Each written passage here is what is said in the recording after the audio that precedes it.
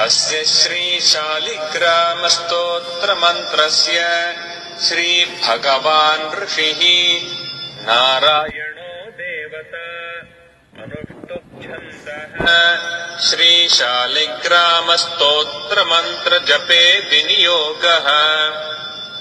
युधिष्ठिर उवाच श्रीदेवदेवदेवेश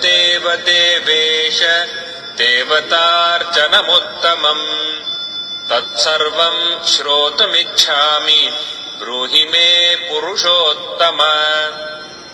श्रीभगवानुवाच गण्डक्याम् चोत्तरे तीरे गिरिराजस्य दक्षिणे 10 योजन विस्तीर्णा महाक्षेत्रवसुन्धरा।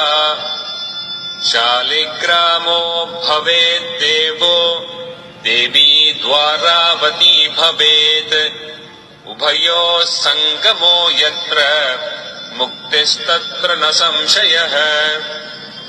शालिग्रामशिला यत्र यत्र द्वारावती शिला उभयोः सङ्गमो यत्र मुक्तिस्तत्र न संशयः। आजन्मकृतपापानाम् प्रायश्चित्तम् य इच्छति शालिग्रामशिलावारि पापहारि नमोऽस्तु ते। अकालमृत्युहरणम् सर्वव्याधिविनाशनम् विष्णोः पादोदकम् पीत्वा शिरसा धारयाम्यहम्।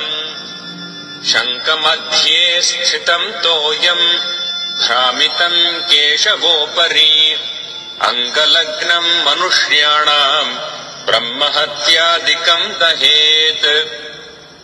स्नानोदकम् पिबेन्नित्यम् चक्राङ्कितशिलोद्भवम् प्रक्षाल्य इति तत्तोयम् ब्रह्महत्याम् व्यपोहति।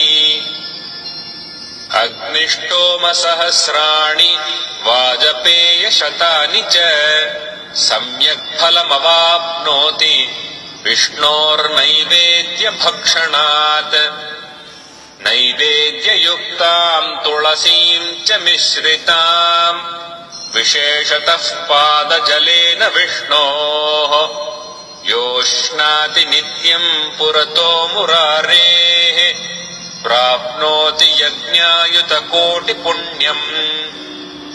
खण्डिता स्फुटिता भिन्ना अग्निदग्धास्तथैव च शालिग्रामशिला यत्र तत्र दोषो न विद्यते।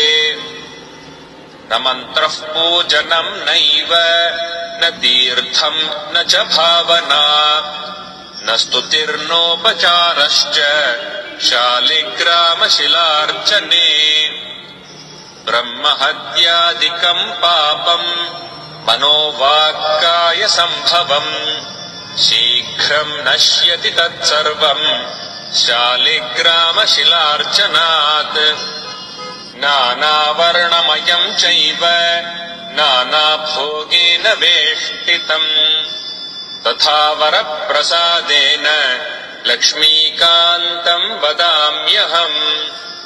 नारायणोद्भवो देवश्चक्रमध्ये च कर्मणा तथा वरप्रसादेन लक्ष्मीकान्तम् वदाम्यहम्। कृष्णे शिलातले यत्र सूक्ष्मम् चक्रम् च दृश्यते सौभाग्यम् सन्ततिम् धत्ते।